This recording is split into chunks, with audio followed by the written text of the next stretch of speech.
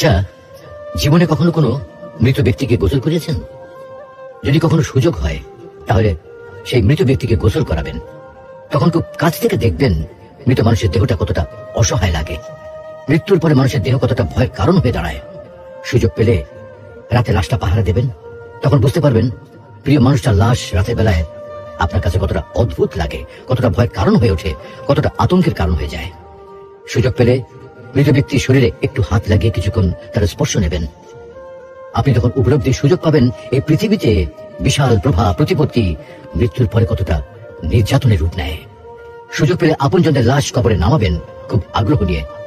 শেষবারের মতো মৃতদেহের মুখটি একবার দেখার চেষ্টা করবেন এবং বারবার উপলব্ধি করার চেষ্টা করবেন এই মৃতদের সাথে অনন্তকালের যাত্রার পথে এটাই আপনার জীবনের শেষ দেখা। সুযোগ পেলে মাঝে মধ্যে কবরস্থানে গিয়ে নীরবে কিছুক্ষণ দাঁড়াবেন। এরপর মনে মনে চিন্তা করবেন জীবনের লাভ ক্ষতির হিসাব। এই মৃত মানুষগুলো এই পৃথিবীতে কি করে গেছেন, কাদের রেখে গেছেন, যাদের রেখে গেছেন তারা কি কখনো এই মৃত মানুষগুলোকে স্মরণ করার জন্য কবরস্থানের আশেপাশে একটি বারের জনকে দেখতে আসে? আমাদের জীবনটা বড় অদ্ভুত, বৈচিত্র্যময়।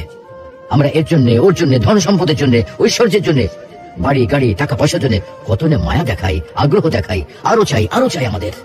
অথচ এই জীবনে আমরা মৃত্যুর কথা না ভেবে, পরকালের জবাবদিহির কথা না ভেবে কিভাবে আরো সম্পদ অর্জন করতে পারি সেই চিন্তায় বিভোর থাকি। হায় রে জীবন, এখনো সময় আছে, ফিরে আসুন মহান রবের দিকে।